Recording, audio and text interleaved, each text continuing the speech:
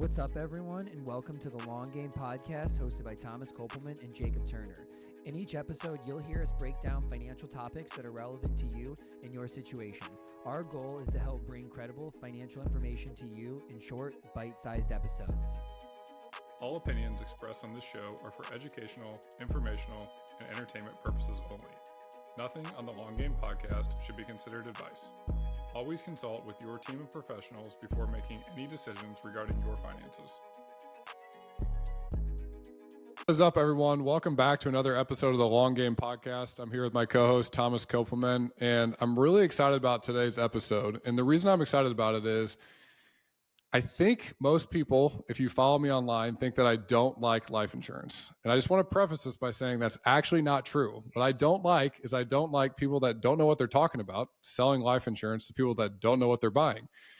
So I thought, what better way to solve that for everybody than to have one of the thought leaders in the insurance space come onto the podcast today. So today we have Colin Webb joining us. Colin is a regional vice president with Ash Brokerage, and truly one of the most knowledgeable people in the life insurance space. So Colin, thanks for coming on. Yeah, I appreciate you having me. I'm looking forward to the discussion. Yeah, I think honestly, one of the best places to start here is, we're going to talk a lot about life insurance. I mean, I think this is where there's probably a lot of debates. I don't think there's very many debates around why disability insurance is in place, needs to be in place for the right person, or why you need auto, or why you need homeowners and umbrella and all these things. But life is where I think all these debates happen. So before we kind of jump into it, Colin, can you even walk through why somebody needs life insurance? Because I still come across people who are like, oh, I'm not going to get any life insurance. We don't have kids. Or like, my spouse should be able to figure it out after me. Or, hey, they should get remarried. Yeah, I think there's several reasons that you should buy life insurance depending on the life stage that you're at. I think the most common reason and the reason life insurance really existed in the first place was family protection. So covering short-term liabilities in the event that somebody passed away. So a biggest liability that somebody has is oftentimes their income. So how does the family live on if that income ceases to exist because of death? And that's really where term insurance comes into play to replace that lost income.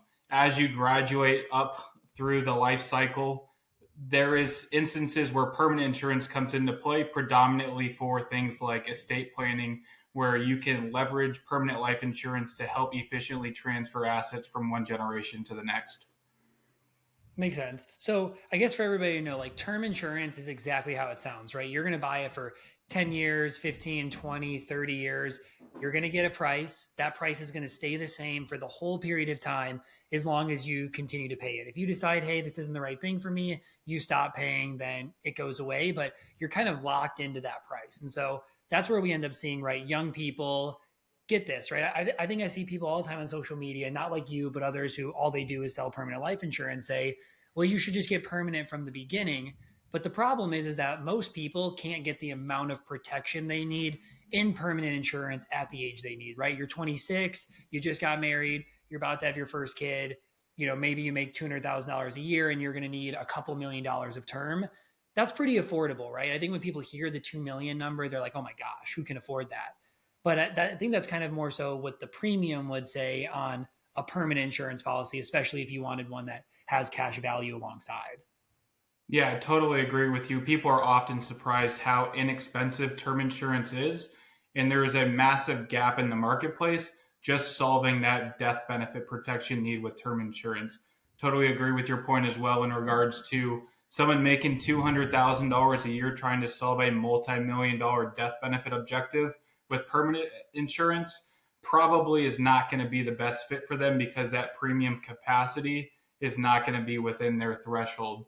So when you're looking at permanent insurance, there's kind of a spectrum. You have your accumulation focused designs and you have your death benefit focused designs.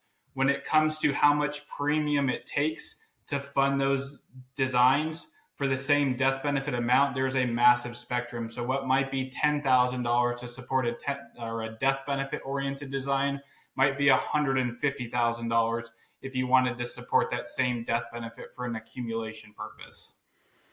Colin, for you, when people are initially coming to you, because I think Thomas and I both deal with a lot of the same misconceptions around life insurance. Like, people are confused why they need it, or if they do have it, they're confused why they bought it. And even if they bought it and they understand that why they bought it, They don't really understand what they have. In your world, when somebody's initially coming to you for life insurance, whether it's at the early stages or further on down the line, what is the biggest or one of the biggest misconceptions that you see from the consumer side? I think people are sold based on an illustration, but they fundamentally don't understand how the product works. They've been shown one instance of what could happen, but the day after the policy goes in force, the likelihood that you achieve the exact outcome that's on that illustration is about 0%. So it's much more important for people to understand the fundamentals of how the product works, what the crediting structure is, what the cost of insurance and other charges are in the policy. And then depending on how you're going to use the contract, the other features or benefits that are built into the policy as well. And beyond that, beyond the illustration, it's important to understand like who is the carrier that you're partnering on in this journey. This isn't a short-term value proposition. If you're doing this right, this is something that's going to be 30, 40, 50 years that you hold as an asset allocation. And that's something that you need to do due diligence on the carrier beyond just the product. Yeah. Well, I love what you just said there, because I think you mentioned like 10 different variables that all come into play. Yet the biggest misconception is, right, like we see the first illustration and we think that the illustration is going to go exactly according to plan. And I know even from my own personal experiences, I bought a really big permanent life insurance policy when I was 18 years old.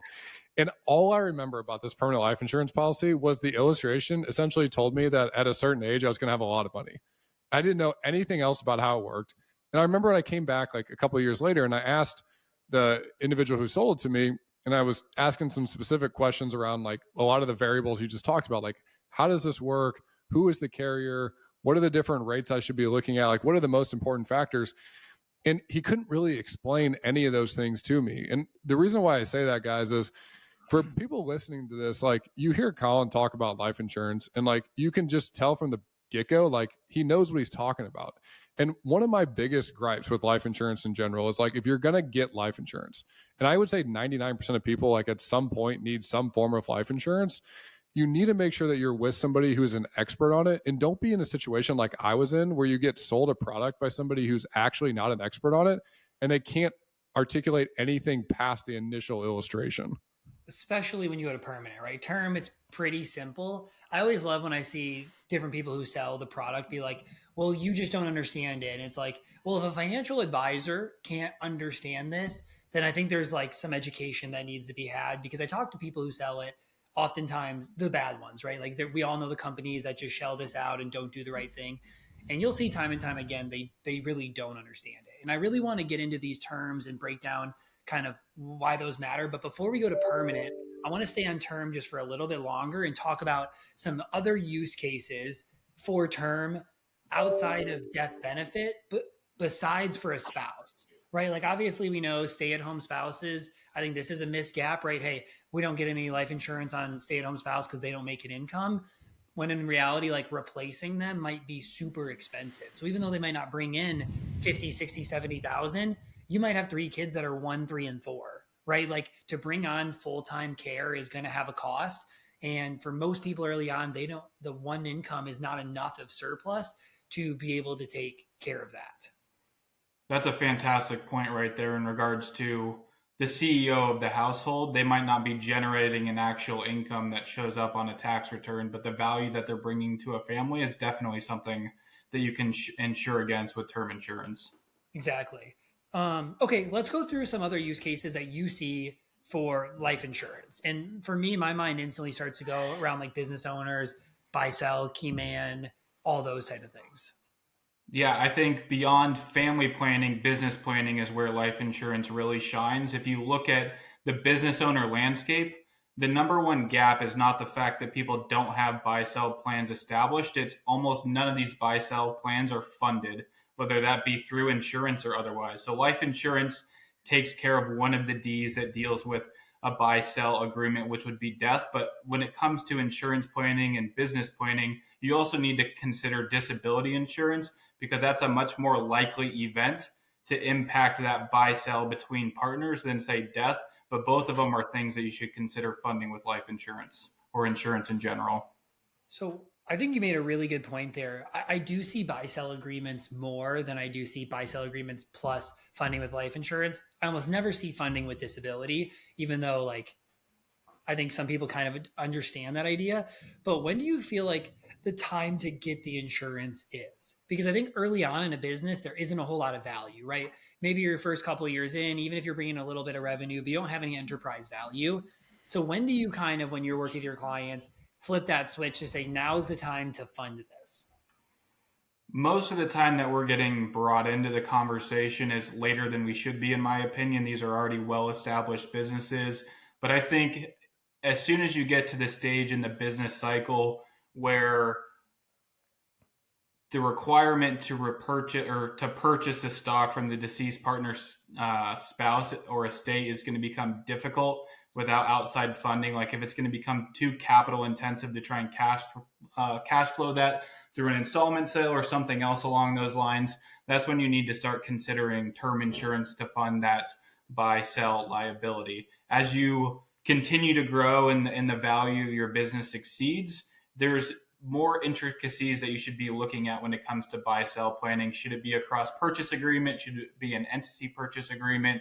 Are there ways that you can leverage partnership taxation to kill multiple birds with one stone? So beyond just the life insurance piece, there's other elements when it comes to buy sell planning that people should consider as that business value continues to grow over time. Can you dive more into cross purchase, et cetera? Because I think I honestly, most financial advisors I talk to have never even heard the terms, but I let alone nobody I've talked to that I work with has ever heard or know what it means. Yeah, the two most common types of buy sell arrangement would be cross purchase and what's called an entity purchase arrangement. A cross purchase would be if me and Thomas are partners, we would each own a policy on each other's lives. And then if, say, Thomas were to pass away, that death benefit for the policy that I own on his life would come to me. And then I would be able to use those proceeds to purchase the stock from his estate. An entity purchase is where the company itself owns the policy and then essentially redeems the shares in the event one of the partner passes away. The biggest benefit of a cross purchase arrangement is typically the fact that me as a surviving partner would receive a step up in basis when I acquired your stock from your estate, which doesn't happen to the same degree in an entity purchase arrangement. Where an entity purchase arrangement comes into play is when you have multiple partners, it becomes more convenient or easy to admin because you only have to have one policy per person. Whereas if you have three partners with a cross purchase arrangement, you're going to end up with 6 life insurance policies. Gotcha. Yeah, and I think, much to your point, Colin, like people are thinking about this oftentimes later than I think they should. I'll just speak for myself and my business partner, my brother. When we first started the business, it was like, let's get the business off the ground. Let's start cash flowing the business. And then as the business starts growing, you start thinking about some of these things. And I think oftentimes people think about buy-sell agreements or funding key man policies or whatever it may be far too late down the road because they think it's going to be so costly to the business. But, I think you can do this even with term policies at the beginning. And much like you said, like you can continue advancing on down the line, like as the business hopefully continues to grow. Maybe there's additional insurance that's needed, and then maybe there's enough cash flow to fund a permanent policy that really kind of locks in like whatever the business value could potentially be in the future. And I just think it's so important for people to understand that this doesn't have to be some massive financial outlay at the beginning to really start covering some of the smaller gaps that you have as you're building your business. Totally agree. From a term insurance perspective, most business owners, they're maybe spending a couple $100s a month to cover this liability. And having a written plan in place plus the funding means that if something does happen, you don't have to stay in business with the spouse that you never wanted to be in business with in the first place.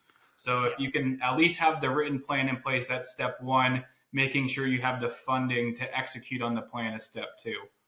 Yeah. I mean, I think that makes a lot of sense. When do you consider permanent insurance in this? Because I think typically when I'm advising people, term ends up making sense, but I could see some situations where you do obviously some type of permanent policy that's still all about death benefit, not accumulation, but it potentially could work for somebody who you're like, ooh, their health, we're worried about their health down the line, or, hey, this is a very far off thing. Like nobody's thinking 10, 20 years from now where that could end up working better. Yeah, to that point, I think term insurance still can be used in some of those instances as long as you have a good convertibility feature if you're trying to lock in the health as the main concern of that. Typically, where we see permanent insurance used is when you get into more advanced buy sell planning techniques, often that leverage partnership taxation. And the reason for that is we can cover the short term liability now, which would be the buy sell need, but ultimately you're funding an asset that can help you in your next chapter, whether that's in retirement or for estate planning. You're using dollars today to cover basically two needs, both short term with the buy sell need, as well as long term, whatever that next chapter might look like for you. Interesting. Okay, well, I think let's make this switch now to talking through some of the permanent life insurance stuff. And maybe the best place to start is thinking through some of, at least, we don't have to go through every single term on a policy, but I think at least some of the key parts to understand. Where do you want to start? Do you want to start with term insurance or any particular permanent contracts you want to talk about? I think just any of the permanent that are kind of, maybe focused on cash value. So I don't think we have to go through what's an IUL. Here's whole life. Here's, variable life, but maybe like the crediting and the different parts of that. Yeah. There's two types of permanent insurance. There's whole life insurance, and then there's universal life insurance contracts. In the world of universal life, there is a bunch of different types of policies, with the main difference being how that policy is credited. So if it's a variable universal life or VUL, that policy is going to be credited based on variable subaccounts. You can kind of think of it like an insurance carrier mutual fund or bond allocation. Then there's indexed universal life contracts where the crediting mechanism would be an indice, whether that's the S&P 500 or some other index within the product. That's what's driving the credit on that type of policy. And then there's like a fixed universal life policy that would have a crediting rate tied to the carrier's general account. And most carriers' general accounts are predominantly made up of bonds and treasury. So on an annual basis, you should have relatively consistent crediting on those fixed UL policies. A fixed UL is probably the most similar to a whole life policy in regards to what the annual crediting will look like, with it being a very stable rate, predominantly driven by a bond portfolio that the carrier is managing internally. Okay. So you're going to get credited based on some percentage of what the underlying asset does, right? So if you have some type of, it's related to the S&P 500, you're going to get participation into some percentage of what it does. But a lot of times people like this, right? Because then you have like a floor. So maybe you can't lose any value technically on those investments. Yeah, so in the IUL world or index universal life world, you're not technically invested directly in the S&P 500. What's actually happening is if you put $100 into the product, 95 of those dollars is going into the insurance carrier's general account, and that's creating your floor in the policy. 5 of those dollars the carrier is going to use to buy options, and essentially what they're doing is going and placing bets on the market with those options, and that's what's creating the upside. So based on what the options cost and where the floor is, you're going to get some set of guardrails that you're going to get crediting within, let's say between 0 and 10%. If the market does 20, you would cap out and only get credited 10%. If the market does negative 20, you would hit a floor and get a 0% credit. And if the market does somewhere between 0% and 10%, that's what the credit would be applied. The underlying driver is the S&P 500, but your policy is not directly invested in the S&P 500 like it would be in your brokerage account. Gotcha. So then are these like the percentages? Are you able to tweak them? Is this like you come in and this is, we tell you this is how the company does it? How does that work for people so people can understand? In the IUL world, there's a lot of different regulations. The predominant one that drives crediting is a regulation called AG 49, and it largely benchmarks off of the S&P 500. So if there's all sorts of different index allocations in the policy, the S&P 500 is largely going to set the max illustrated rate within the product.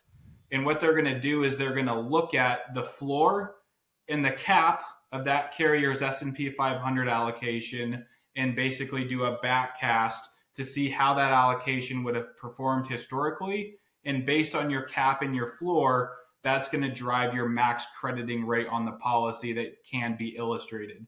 The client or the advisor can say, hey, I don't want to see a 6% return. What does this look like at 5% or whatever illustrated you want below that cap? But the carrier, through the insurance industry regulations, is going to have a cap based on the index parameters in that particular policy. So there's all these different factors that go into, especially permanent policies, but even so much into term policies, there are a lot of factors in play. For the consumer out there, if they're coming in and they're looking at a permanent life insurance policy, for example, I mean, my big takeaway is they need to understand what their need is. Because Colin, much like you said at the beginning, with these permanent policies, like we could be shooting for death benefit, we could be shooting for cash value, and depending on which one of those two things we might want to be doing, that's going to change a lot of the variables, and it's going to change a lot of the costs and structure and how we need to be thinking about it. For you, as you think about clients that come in, I would love for you to be able to share like one or two bullets where you're like, man, if I was going in and buying a life insurance policy, here's like the one or two things that, like, without a doubt, like I would want to know, especially on the permanent side. That's a really good question. I think it depends on ultimate objective, and life insurance is a tool to meet a financial planning need. If you don't have a financial planning need, then you shouldn't just go buy a product for the sake of buying that particular product. So personally, there's certain contracts that I lean towards based on my risk tolerance and how I view certain dynamics within the industry. If I'm looking at death benefit oriented contracts versus, say, an accumulation oriented contract. If I'm looking at an accumulation oriented contract, one of the most important things to me is understanding the cost structure underlying for that policy, because that cost structure ultimately drives variability or volatility in regards to results. The other thing that I would look at from an accumulation policy perspective is what I would call carrier integrity as it relates to their in-force block of business. How are people that purchased policies 5, 10, 15 years ago being treated compared to the people that are purchasing policies today? And one element of that would be like cap rate integrity. What type of caps do the policies that were sold 10 years ago have compared to the policies that are being sold today? So those are two elements that I would start looking at if I'm looking at an accumulation design. On the death benefit side of things, I think guarantees are often important to a lot of clients. And understanding what the guarantee structure is of the policy that you're pursuing is definitely something that I would be considering first and foremost. Yeah, I would say the most important thing for me is like working with somebody like you who actually understands this. Like, I can't tell you how many of my clients came from people who are the financial advisors where they say they're doing financial planning and all they do is pitch a policy. And then they have no idea. Like if you've had a policy for a few years or you've been pitched it and you have no idea what it means, what it does, any of these terms, you're probably not working with the right advisor. Like I know for me and my clients, any strategy we use outside of this, I won't let them do it until they can understand why we're doing it. What's the value, and I think that's the same approach that you have. We can tell from the way that we talk to you that you really, really understand this. You understand the terms. You can make it simple. And I think that's the number one quality you should be looking for in an insurance person is somebody who can make it simple, because if you can't make it simple, you don't know it. I think it's pretty much that easy to say. Yeah, I think if a client can't articulate it now, how are they going to be able to manage and execute on the policy? Say it's an accumulation design 15 years down the road when they have built substantial cash value. If they don't have that foundational knowledge and know how the policy works today, there's zero chance they're going to have success actually implementing a strategy, utilizing the policy in the future. So if you're kind of jumping to the gun because of some sales pitch, or there's an advisor out there, actually a salesperson that is using a bunch of buzzwords to make you feel good, take a step back and make sure you can actually articulate how the policy is working and are confident in what that looks like. Totally. Yeah. The other thing too, I would say from the the client's point of view is I would always just want to understand what is the best case scenario, which is often what's going to be shown in most of these illustrations. What is the worst case scenario? And then if I want to solve a need, right? If my need is a death benefit in the future, or if my need is cash accumulation that I'm planning on pulling out of the policy at some point in the future, how am I actually going to go about doing that?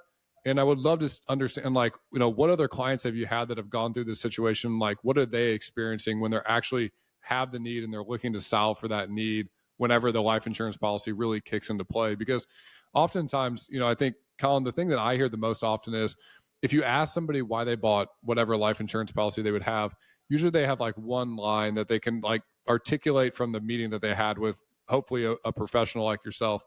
For me, it was like, well, I'm going to have a lot of money in the future. I don't even know what that really meant, right? It was just like this illustration showed that I was going to have millions of dollars. And I was like, that seems like a good option. Like I would want to do that. And I think it's so often understanding, like, what are we trying to accomplish? And then understanding if we're trying to accomplish that, like, what does that actually look like in real life? Because we can look at this chart all day, but this chart isn't going to help me in real life when I need to execute on this. Yeah, I would say the most common use that we see of people, specifically business owners, would be a cash reserve. So depending on the type of business, some companies sit on a lot of cash on the sidelines waiting for future opportunities to deploy that cash. They often have a death benefit need, whether it be key person, a buy-sell planning need, etc. And there's ways that you can structure a policy, take care of that death benefit objective first, but also strategically use the policy as cash reserve so that they can execute on those future planning opportunities without having the same degree of tax rate risk, liquidity risk, etc., that they might have from other positions. It definitely should not be their whole strategy as it relates to cash reserves.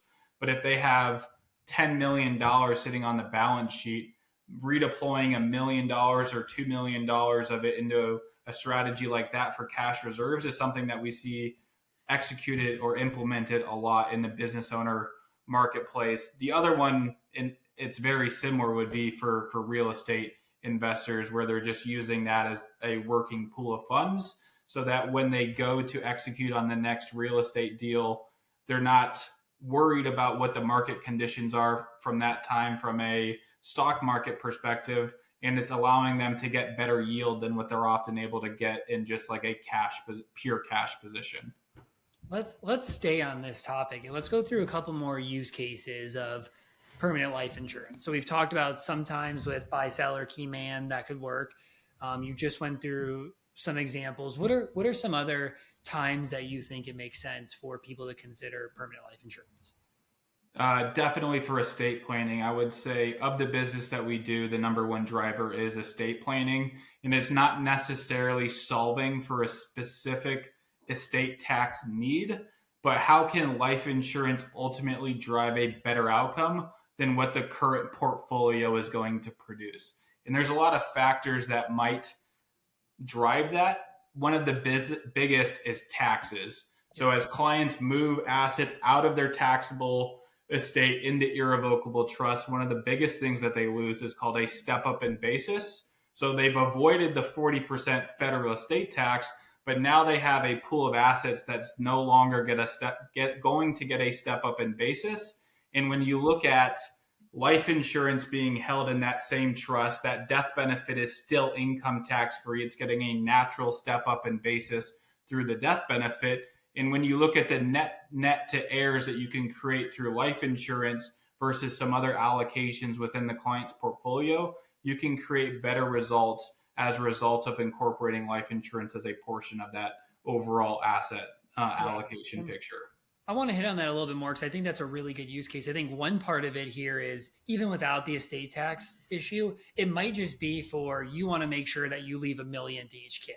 And this is a way to know that you for sure can, even if you have long-term care needs, even if you end up having to use a lot of your assets. The other one about this too is you talked about real estate investors, right? They might want that liquidity pool, but it also might be, hey, I'm worth $40 million and all of it's in real estate. My family's going to have a ton of estate taxes and they're not going to be able to sell real estate in that time. And I don't want them to. So I want to have life insurance to help pay for that. And that's where ILETs come into play, right? I think there's a lot of estate planners are huge proponents of this. And I think a lot of people are like, well, why do I need an ILIT? Because life insurance isn't taxable.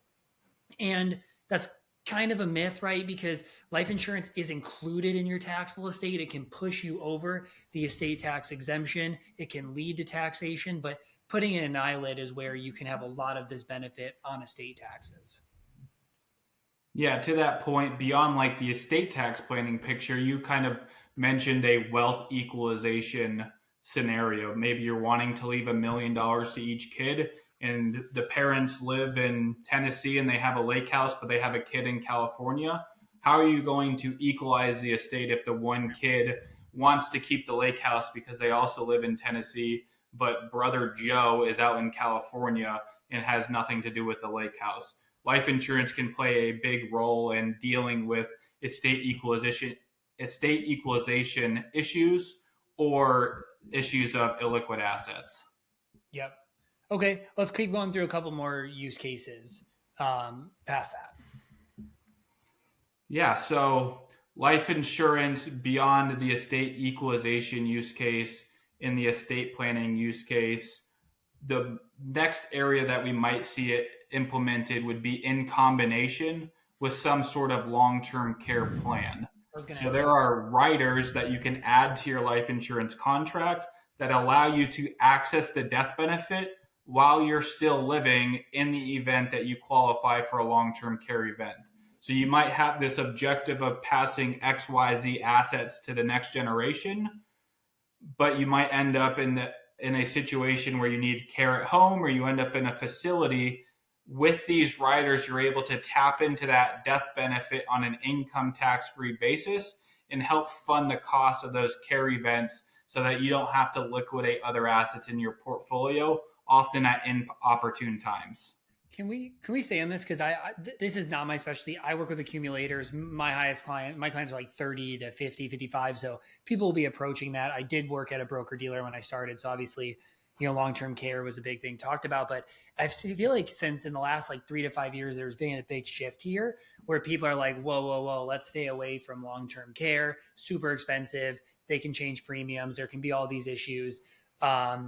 Let's use now permanent life insurance as long-term care. Are you saying that you use like them in joint, or are you saying that like just using permanent life insurance? And obviously you're not recommending only using one, but I'm just curious what you see is the more common effective strategy. Yeah, even with you working with people in their 20s, 30s, and 40s, long-term care is a intergenerational planning conversation. So the people that you're working with, their parents are ultimately the people that might have a care event in the next 10 or 15 years, and that's ultimately going to impact your clients. So it should be conversations that families are having together. It's not just my parents are going to have an event and they're going to figure it out. Ultimately, that burden's going to fall onto yourself. So you should be planning as a family how you might want to navigate that. As it relates to long-term care products, I would kind of put them into 3 categories.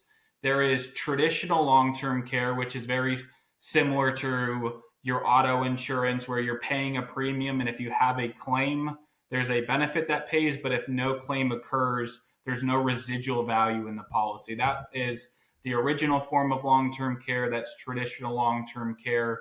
And like you mentioned, there's some old blocks of business that have had some rate stability issues with premiums increasing over time on policies that were sold in the 80s and 90s. Beyond that, there's kind of 2 versions of policies that incorporate both life insurance and long-term care insurance. There's a traditional life insurance policy with a long-term care rider, and that's really a life insurance focused solution first, with a long-term care component as the nice to have.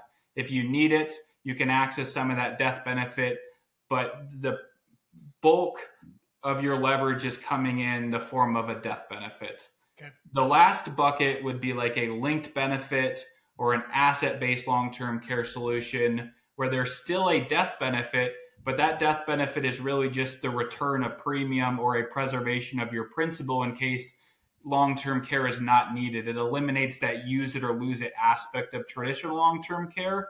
And all of your leverage is focused on the long-term care side of things. And you get a substantially larger pool for long-term care with that type of policy than you would with life insurance with a rider. So depending on what your financial situation looks like, what you're planning for, it might make sense to go down the traditional long-term care route as a standalone policy.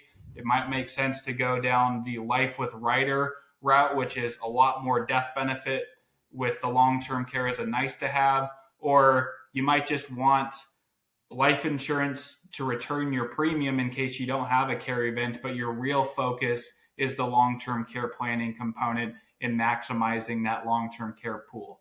So there's a spectrum of products that you can choose from depending on your financial planning situation. Makes a lot of sense. One thing I would say here is like just listening to this, if you're considering long-term care, if you're considering life insurance, like you really need to be working with not only just a team of people, but a team of people that have an expert specifically on the insurance side. Like there are so many different components to this. And even if you buy the quote unquote same product as somebody else, a permanent life insurance policy, and let's say it's an accumulation vehicle or a death benefit vehicle, on top of that, we're talking about 10 to 15 other variables that potentially come into play.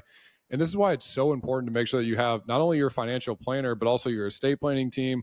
And then you have your insurance team all talking to each other to make sure that the solution is actually the best one for you. Absolutely. Really good point there, because there's different ways that you can own the policy depending on your financial situation, and the implications of that changes based on the environment that you're in. So coordinating amongst all the professionals on your team is the key to having a successful outcome. Love it. Okay, Colin, before we finish this, anything else that you feel like we haven't talked about or you want to hit on before we finish? I think my biggest thing is making sure that people are fully educated before they make a purchase decision. Like, don't make a purchase decision because you were sold a shiny object or an illustration looked good and the person had a lot of great sales jargon that they used alongside you or promised you this golden egg at the end of the road. Make sure you understand the pros, make sure you understand the cons. And most of the cons are understanding how the policy could change depending on certain factors shifting. And those are things that you can ask your financial advisor, your insurance agent that you're working with, and that can be modeled in various iterations of the software. So if they're showing you some specific rate of return and you're like, well, what happens if the market does half of what it has historically? That's something that they could physically show you. And if they're not willing to do that, that should be a big red flag. So I would say ask enough questions that you're comfortable with the assumptions that are being presented, and then ask more questions, because you probably don't have the best understanding until you challenge the advisor a couple of times on what's being presented. Totally. All right. Love that. Well, Colin, we really appreciate you coming on and sharing your knowledge with everybody who listens. And everybody, hope you know, we don't hate life insurance. Or any type of insurance. We are for all types of insurance for the right people, which is why we bring on people like Colin and other people to spend time really diving into the weeds of this. But everybody, we appreciate you listening. Please remember to rate and subscribe, and we will see you back next week.